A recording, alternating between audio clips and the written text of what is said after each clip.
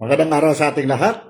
Good day to each and every one of us. Today is August 1st, Saturday po. And diretso na tayo. Ang topic natin ngayon is tungkol the possible plunder cases to be filed against Senator Loren Legarda, Congressman. Ang anak niya po, si Congressman Leandro Leviste, and of course, si Cusi. And nag-announce ito po ang ombudsman na kahapon during a press conference po dyan po sa Maynila po. So, what is happening sa bayan natin po? What is happening sa mga lawmakers natin? Ito na ba po? Sa bandang huli, we will see na wala na tayong minority senators po. If you look at the situation now po, no? Mayroon na kaso si Senator Rodante Marcoleta, si Senator Jinggoy Estrada, and ngayon po, itong she might face a plunder case, si Senator Loren Legarda, and of course, don't forget, ang another minority senator, si mga Villar po. And of course, nandyan si Senator Bato de la Rosa, and nandyan si Alan Peter Cayetano, and most likely he might be facing a plunder case against or will be filed due to the complaint of Senator Ping Lacson. So sa bandang huli po, no? And mayroon din mga balita-balita narinig natin po. Even si Senator Amy Marcos was saying that she won't be surprised if cases will be filed against her po. So, what will happen sa ito po, sa minority bloc dyan po sa Senado? No? Lahat na lang po may kaso. Is it politically motivated or ano? No? Or ano po? Is it dahil dito po sa impeachment trial of Inday Sara Duterte, ongoing impeachment trial of Inday Sara Duterte, or is it also related to the upcoming presidential general election that is scheduled on 2028? At saka duda pa tayo po whether matuloy ba itong presidential election as what si Vice President Inday Sara Duterte repeatedly said, na hindi pa sigurado na mayroon tayong presidential or general elections sa 2028. So, kawawa talaga ang Pilipinas. Ang dami tayong mga problema. And andito mga kaso left and right, and lahat sa mga opposition. Ang opposition elected politicians. So what is happening sa bayan natin? Marami tayong problema. Ang flood control projects na una pa. And unang-una pa yun po. Hanggang ngayon walang resulta. And I don't know what is happening sa bayan natin. Sana lang po we'll be able to solve this problem so that ang Pilipinas will be able to move forward na po. So dito sa programa natin, Nick Talk, the Real Talk with Nico, once again I would like to invite each and every one of you, ang mga overseas Filipino workers sa iba-ibang parte ng mundo, ang mga Filipinos dito po sa Malaysia, particularly dito sa Sabah, and very specific dito po sa Kota Kinabalu City, and of course ang mga kapatid, kaibigan at kababayan natin dyan mismo po sa bayan natin, which we call the Philippines, and we love the Philippines. Ito programa po is designed to inform ang mga followers natin dito po, particularly dito sa Malaysia, dito sa Sabah, to inform them na what is going on, ang political scenario dyan po sa Pilipinas, economic scenario dyan po sa Pilipinas, and in terms of security dyan po sa Pilipinas. So mayroon tayong dito mga topics that we are going to discuss on a Saturday morning. Maganda ang weather condition natin dito sa Sabah o dito sa Kota Kinabalu. And let's talk about itong what is happening sa Pilipinas as announced by Ombudsman Crispin Remulla yesterday during the press conference that preliminary investigation has started to find out whether there is a probable cause or a rason to file plunder and graft charges against Senator Loren Legarda at saka ang anak niya po, si Congressman Congressman Leandro Leviste po tungkol yun na solar franchise ni Leviste po, no? And I prepared some video clips para sa mga viewers natin po. So at least you will be able to understand, hear, and see mismo po ang ombudsman natin po, si Remulla, announcing ang mga latest updates nila tungkol sa mga kaso against mga politicians po. Para sa akin, if totoo talaga itong mga sabihin natin allegations, no, against politicians, be it opposition or be it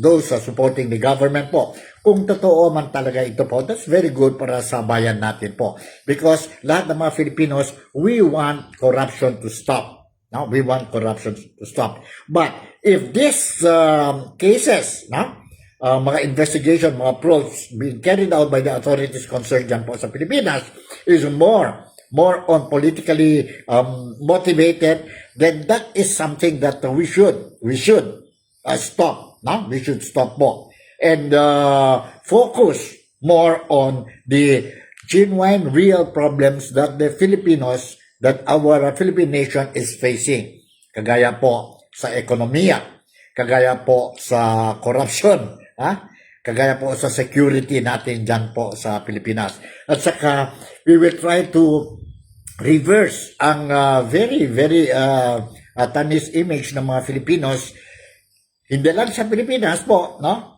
Ang image natin, ang reputation natin po, but we are feeling it ngayon po sa labas ng bayan natin. Kagaya namin dito sa Malaysia po. Noon, as what I said, maganda, whenever our Malaysian friends and other nationalities po, we meet, o ako mismo po, when I meet, they will always say, oh, you're a Filipino, oh, your president is good, the country is moving forward, maganda yun ang ano ninyo, dahil ang presidente ninyo, the former president Rodrigo Roa Duterte, is doing great job.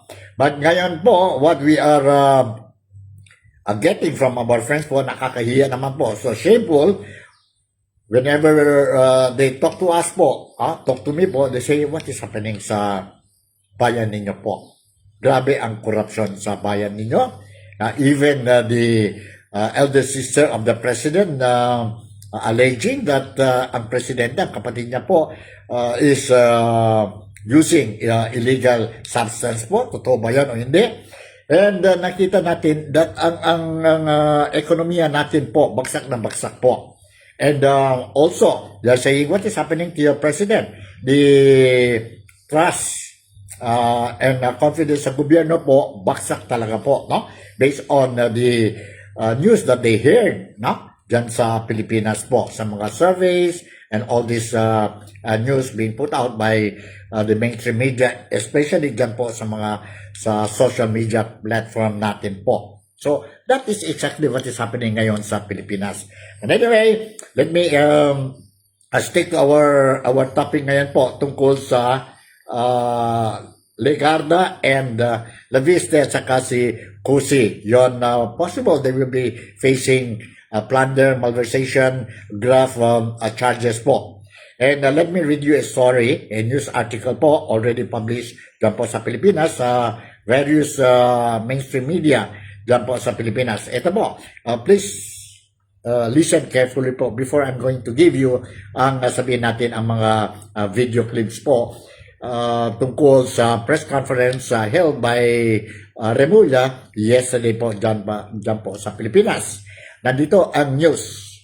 The Office of the Ombudsman has ordered a preliminary investigation against Senator Loren Legarda, her son Batangas 1st District Representative Leandro Leviste, and former Energy Secretary Alfonso Cusi over plunder and graft complaints stemming from renewable energy projects valued at 10 billion pesos that failed to provide solar power under its congressional franchise. At a press conference kahapon po, Friday, Ombudsman Jesus Crispin Remulla confirmed that he has signed the charge sheet to commence the preliminary investigation. The three key personalities face complaints for non-bailable plunder, as well as multiple violations of the Anti-Graft and Corrupt Practices Act, or Republic Act 3019, specifically Section 3E, 3H for conflict of interest, and 3I. Remulla said the business firm Solar Para sa Bayan Corporation or SPBC secured a 25-year legislative franchise to produce and sell solar energy across the Philippines, but failed to deliver the power supply promised under the Philippine Energy Plan.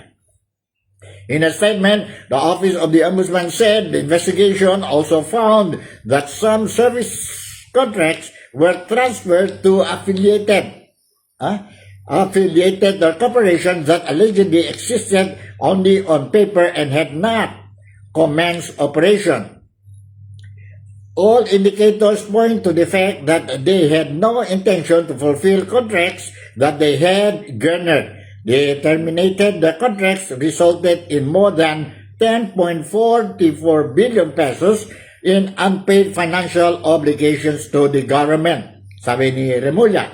The Ombudsman also pointed out the absurdity of monopolizing solar power, noting exclusivity caused severe damage to the public and excluded other viable investors. It goes against the law of God because the sun is for everyone. It seems that they own the sun or the power of the sun to the detriment and exclusion of other Filipinos and other investors, sabi ni Remulla po.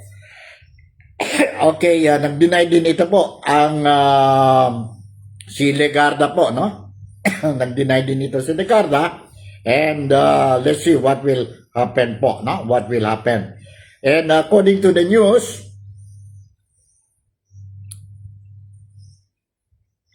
okay, the Ombudsman also claimed that the Leviste, instead of building the necessary infrastructure to generate electricity, merely sold the company assets and rights for massive profit. We have been probing ghost projects.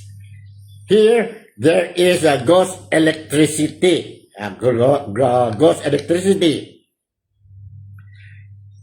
They promised to produce electricity, but they did not do it. They just sold the company for a profit and they did not deliver, Remulla said. He emphasized that this failure directly affect the country's energy crisis and contributed to the soaring cost of electricity. This is one causes of a high price of our electricity. Totoo ba yan? Ang narinig natin po, hindi yun one of the causes po. Ang problema talaga sa electricity natin dyan po sa Pilipinas, bakit tumas ang tariff, it is because of the nagnakaw ng kuryente po. Karamihan nagnakaw ng kuryente po. And Leviste was, sabi pa ni Remulla, Leviste was only 21 years old when the franchise was obtained. Fit Remulla argues would have been impossible without intense political backing. It could not have been granted to a 21-year-old Leandro, was just 21 then. The franchise that was exclusive, if not for the help of his mother. He was chairman of the finance committee of during that time. Sabi niya po, sabi ni Remulla, na if not because of Senator Legarda, who is nasa posisyon po, senator po, hindi makuha si Leviste yon franchise po. Legarda on Friday denied allegations in connections with the 10 billion solar power projects, insisting that the accusations are false and baseless, and maintaining that no government money was involved. We have not received any communication from the Office of the Ombudsman regarding the reported preliminary investigation, but I can categorically state that the reported accusations are utterly false and baseless. No public funds were involved. We are prepared to bring out the truth, Legarda said. The senator said that she has consistently upheld her integrity through her years in public service. All my public life since 1998, I have always upheld my integrity, which I value dearly. This baseless allegation is a smear on my person that is totally undeserved, Legarda said. Legarda also urged the public to carefully assess the allegation, citing their timing. We urge the public to be discerning, especially in light of the timing and the nature of this allegation. We remain confident that once the facts are laid bare, we will be vindicated and our names cleared, the senator said. Yun po. Both ang nanay saka ang anak po denied and described the allegation as baseless and untrue. Baseless and untrue, and they are ready to face the investigation po. That is what is happening dyan po sa Pilipinas. No? And you cannot blame ang mga Filipinos if they are thinking now this is another strategy, no? To make sure that during the final days of the impeachment trial of Duterte, of Inday Sara Duterte po, then kunti na lang ang senador, member ng senator to vote. But let me remind you po, from the very beginning of the impeachment trial, nandoon yun po ang threshold, 16. There must be 16 votes to convict Inday Sara Duterte because there is a total of 24 senators po. No? Whether you put behind bars, ito si Legarda, no? Si Legarda, si Estrada, si sabihin natin Marcoleta, Magabillar, si Cayetano, so forth and so on po, no? It will not change because those inside the jail, if they will not vote, it means ang boto niya po is acquittal. Acquittal po, no? So, for me, unless something happens doon po sa impeachment trial po, they can turn ang threshold, then I think itong impeachment of Inday Sara Duterte po, definitely, she will be acquitted. Yun ang scenario ngayon. But anything can happen po. Looking at the scenario ngayon po sa gobyerno, kaso left and right na po, is it ano ba ito for tarnishing the reputation, the image of their enemies? Or ano, that is one thing that we should be very careful and we should monitor what is happening sa Pilipinas po. No?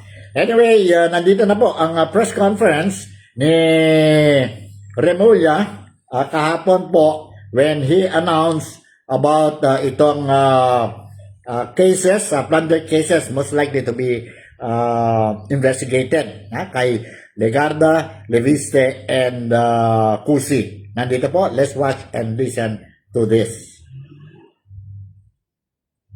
Hold on po. Na ipa-file ang opisina for preliminary investigation. Ito ay laban kay Edwin Garjola, isang congressman na contractor. Ilang counts yan? Malversation. Pero how many counts? Marami. 20 plus counts of malversation. And then, sa kabilang banda naman, yung isang kaso ipa-file natin, iba naman ang kanyang tema, ay laban kay Leandro Leviste at kay Senator Loren Legarda. Leandro Leviste and Senator, pati sa nanay niya, kay Senator Loren Legarda. For PI. Sabi po saan po? Yung unang kaso, contractor yon, yung yung mga ginawa niya na self-dealing sa loob ng Kongreso, tsaka yung trabaho na hindi dapat ginagawa ng isang congressman, ay ginawa niya. Alam na yung contractor, di ba? Alam niyo na yan, conflict of interest, GH, Republic Act 3019. Yung kay Leandro Leviste naman, ay mabigat na kaso kasi yung kanilang pagkahawak na eksklusibo sa solar ay talagang nagdulot ng damage sa ating republika sapagkat hindi naman sila tumupad sa kanilang dapat tuparin at hindi nila ginawa yung dapat nilang gawin at para bang basta malinaw yung kaso na ang kanilang ginawa ay labag sa batas. At ang laki nang nawala sa ating mga Pilipino sa pagkakasalansan ng solar empire ni Leviste na ang nangyari naman ay binenta lang. Hindi naman talaga tumupad sa papakuryente ng ating republika. Kasi kumuha sila ng exclusive exclusive service contracts na sa buong Pilipinas na sila lang ang maaaring mag-produce at gumamit at magbenta ng solar energy na talagang taliwas naman sa batas ng Diyos. Kasi ang araw ay para sa lahat ng tao. Sila ngayon parang sila ang nagmamay-ari ng araw, ng power ng araw para to the detriment of others, to the exclusion of other Filipinos and other investors.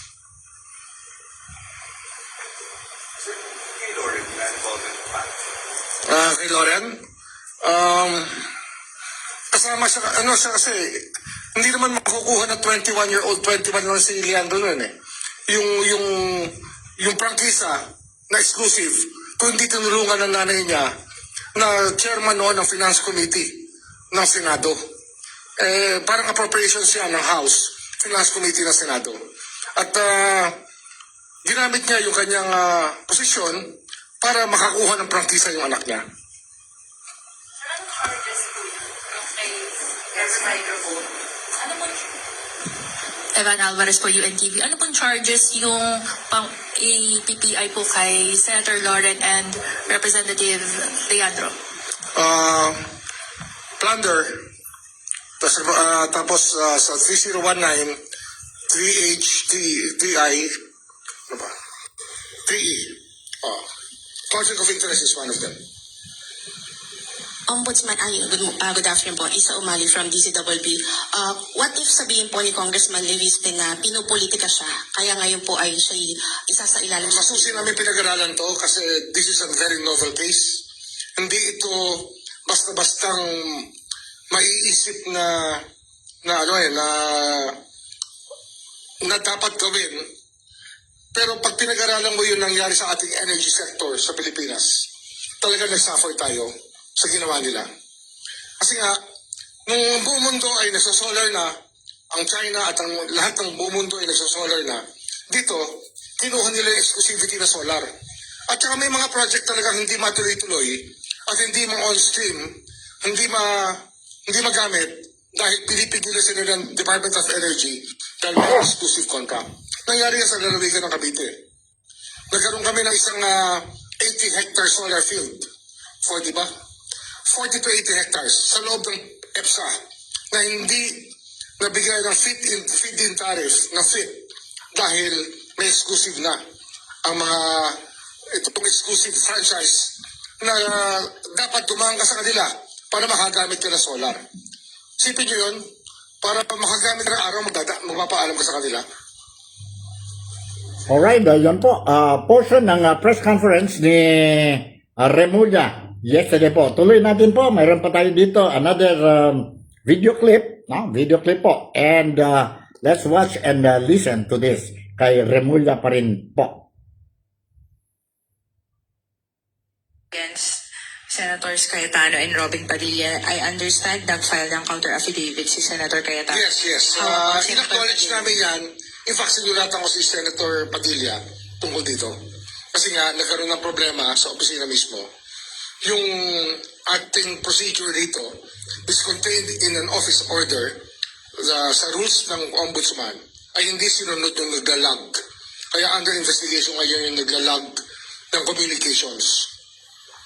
Kaya I wrote Senator Padilla explaining nga na yung aming procedure na bawat communication ay dapat malag muna bago ma-filled out ay hindi sinunod ng isang personal natin dito. Tama siya. Kaya sumulit na ako sa kanya para ipaliwanag itong pangyayari nito. Sir, sorry. Saan po nagkaroon ng problema? May Dito, po yung file? sa receiving kasi namin dito sa Central Records, meron siyang ilalag dapat ang bawat communication. Dapat yan, nasa isang tingin mo sa computer, alam mo kung kailan dumating yung bawat dokumento.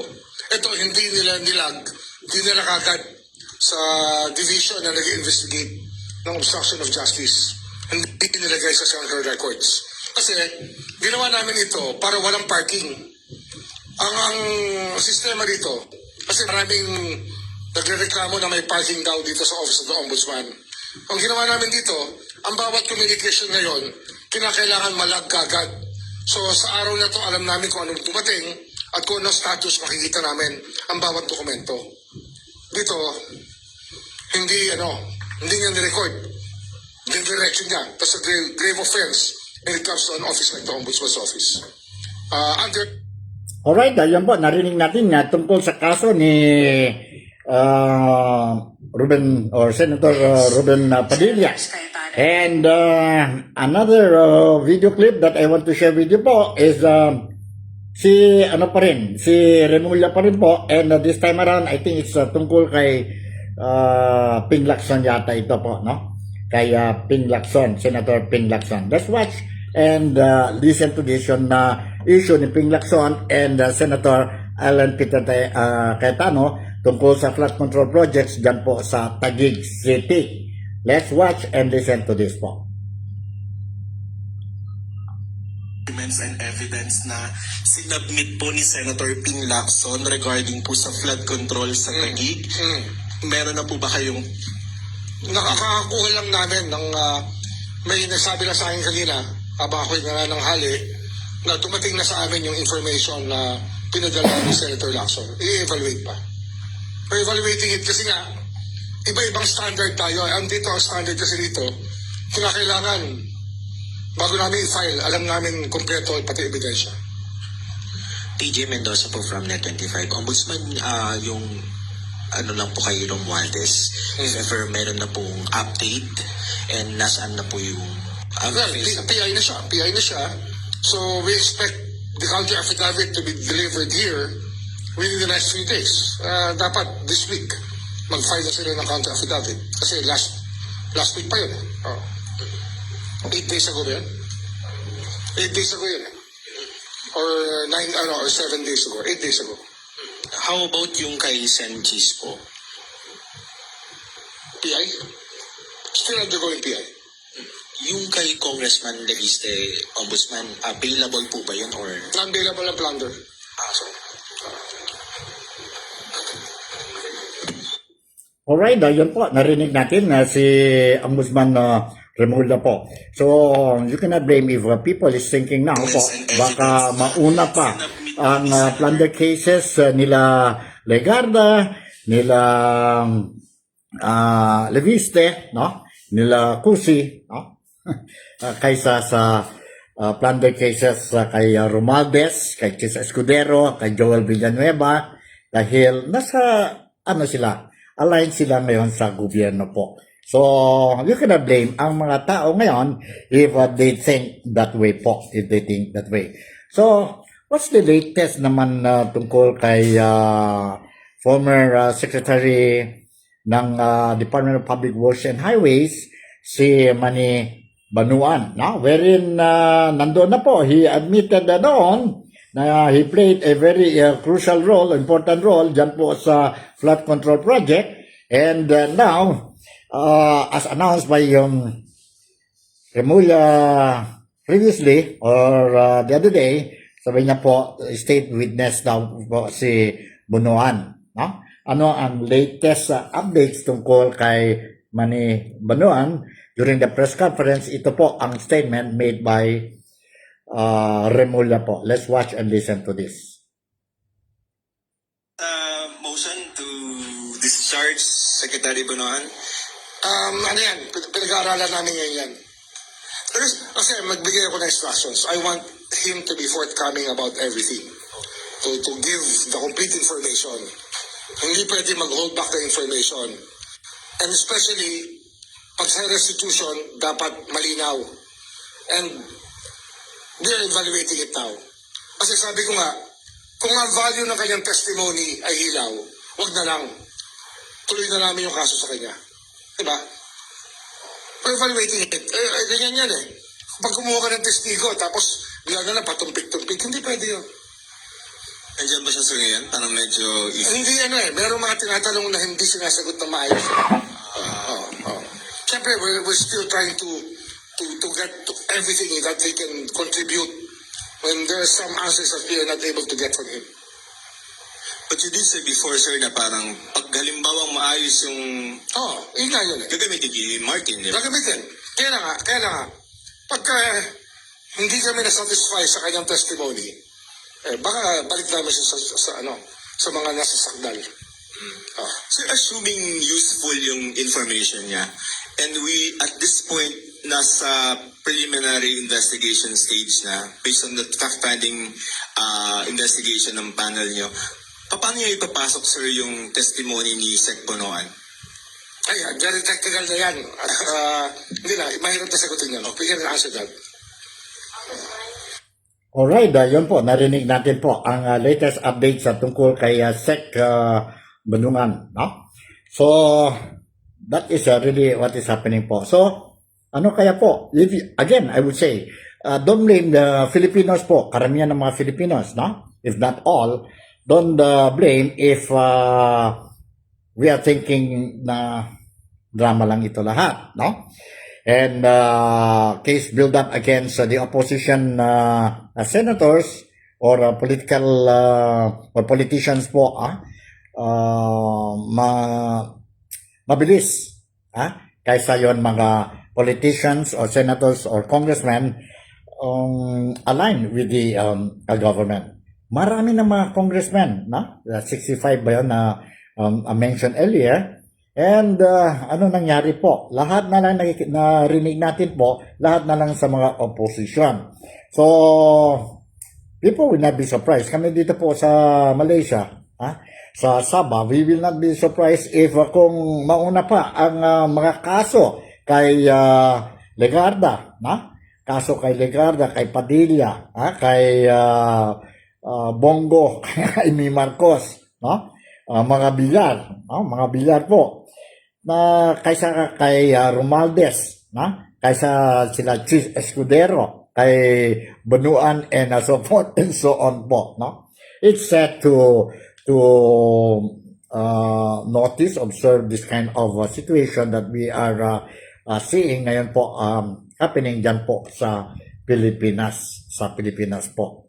So sana lang po, I hope that our justice is not selective, is not selective as what I said earlier, na kung seryoso talaga ang gobyerno to go against people involved sa mga corruption, that is very good, regardless whether they are aligned with the government or opposition po. Kung may mga ebidensya, totoo yun po, mga allegations po, then they deserve.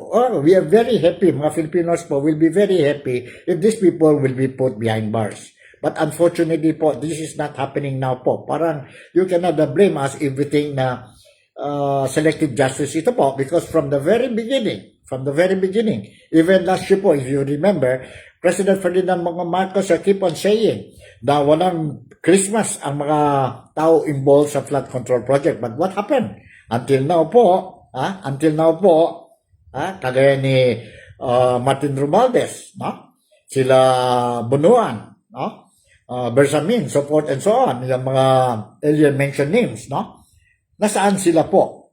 And nasaan mga opposition po? Ang mga opposition po is now having a very, very hard time po, Very, very hard time. And yet, they are the ones who are really very vocal, aggressive in addressing this problem po, So, we will not be surprised kung si Cayetano, ang kaso plunder case ni Cayetano, no? Ni Legarda, mauna pa ito po kaysa mga kaso, no? Mga kaso kay, sabihin natin, Martin Romualdez, ang first cousin ng presidente natin, si President Ferdinand Bongbong Marcos. So, yun po ang sitwasyon natin dyan po sa Pilipinas. And of course, I will continue to monitor ang situation dyan po sa Pilipinas para lahat ng mga kababayan, kapatid at kaibigan ko po dito sa Nick Talk, The Real Talk with Nico, you will be able to know ang what is happening sa Pilipinas. We are not against the government. As what I said, kung totoo, corrupt sila, then put them behind bars. And restitution. Ibalik ang whatever money they, sabihin natin, they stole from us. No? They stole from us. For your information pala po, no? I just want to announce ang release on bail ngayon po si former Senator Bong Revilla because kahapon po ang 3rd Division ng Korte po granted a bail kay former Senator Bong Revilla po who is facing a plunder case din po sa kanya po, no? Sa kanya. So ngayon is a free man. Temporarily, he's enjoying his freedom and he will continue to appear sa mga hearing sa korte. Sa korte po. Si former Senator Bong Revilla. Nagbigay na ng bail sa kanya po. No? Dahil hindi daw strong ang ebidensya tungkol sa kaso ni Senator Bong Revilla.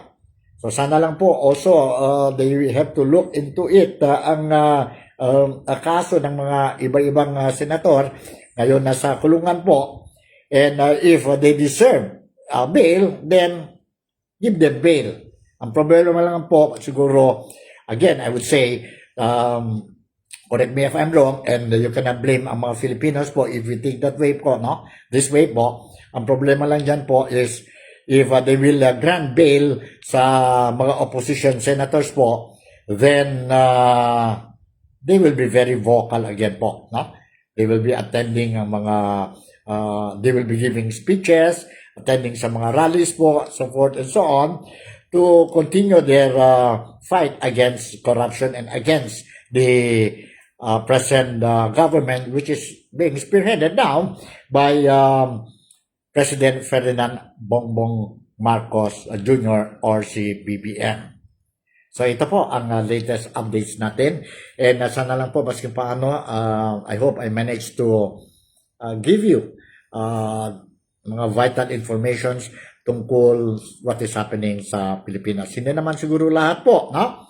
But yun ang mga importante. And I will continue to make sure that I will monitor and I will continue itong Nick Talk, The Real Talk with Nico program natin po para sa lahat po. Hindi lang sa mga Filipinos dito sa Malaysia, but lahat sa mga overseas Filipinos sa iba-ibang parte ng mundo at saka ang mga kababayan, kapatid at kaibigan natin dyan mismo sa bayan natin of which we call the Philippines and we love the Philippines. So with this, once again, si Nico Fabian would like to say thank you very much for making me a part of your day today. We are starting a brand new month, which is the month of August. First day tayo ngayon. I hope that this month will be fruitful, memorable, and problem-free month para sa atin lahat po. So with this, again, si Nico Fabian would like to say, Hidup Malaysia, Sababole, mabuhay ang Pilipinas, God bless the world. I'll see you in my next episode. Bye! I love you and ingat kayong lahat.